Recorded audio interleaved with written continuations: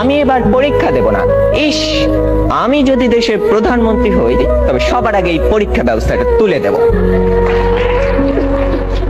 যে 1994 বিতর্কে অংশগ্রহণ করছেন 6 জন।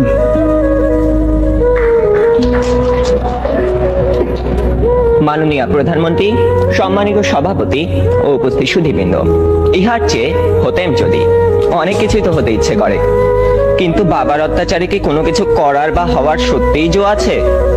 এই তো কদিন আগে বাসার সবাই মিলে নাটক দেখতে বসেছে, আমিও পরিবেশের গন্ধ শুকে আস্তে আস্তে এগোচ্ছি কোন রকমের দর্শকের সারিতে জায়গা দখল করার জন্য।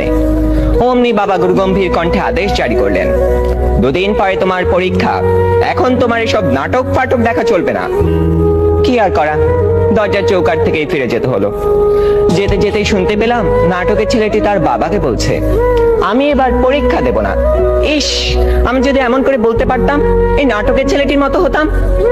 কিন্তু এ তো শুধু নাটকেই সম্ভব। আবার স্কুলের কথাই ধরুন না কেন, সব সময় পরীক্ষা লেগেই আছে। ক্লাস টেস্ট, সাপ্তাহিক, মাসিক, টার্ম, এবং আমাদের স্কুলে আরো একটি পরীক্ষা আছে, পপ টেস্ট। অর্থাৎ বলা নেই কওয়া নেই, স্যার ম্যাডাম ক্লাসে এসে দুম করে বললেন, তোমাদের পরীক্ষা নেব।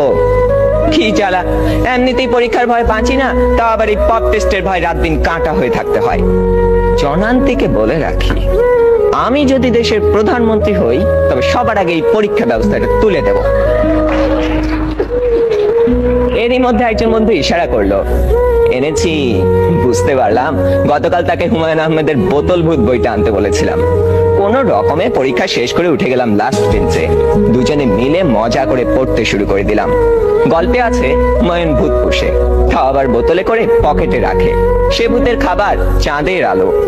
ক্লাসের একজন যখন একথা বলে দিল, তখন অঙ্ক স্যার বোতলটা নিয়ে ভূতটাকে এক ঢোকে পেটের ভিতর চালান করে দিলেন। অমনি স্যারের পেটের ভিতর গুড়গুড় শব্দ উঠতে শুরু করলো, আর তিনি হেঁচকি তুলতে লাগলেন। দম ফাটিয়ে হাসতে যাব, হঠাৎ কানে টান পড়তেই শটান দাঁড়িয়ে গেলাম। বইটা পড়তে পড়তে টেরই পাইনি কখন ইংরেজি ম্যাডাম চলে গেছেন আর এসেছেন জমদূত প্রায় আমাদের অঙ্ক স্যার। বইটা নিয়ে গেলেন হেড স্যারকে জমা দেবেন বলে। তার মানে আরো এক দফা শাস্তি। আপনারাই বলুন, এত শাসনের মধ্যে স্বাধীনভাবে কোনো কিছু করার উপায় নেই তো হওয়ার উপায় আছে? ধন্যবাদ সবাইকে।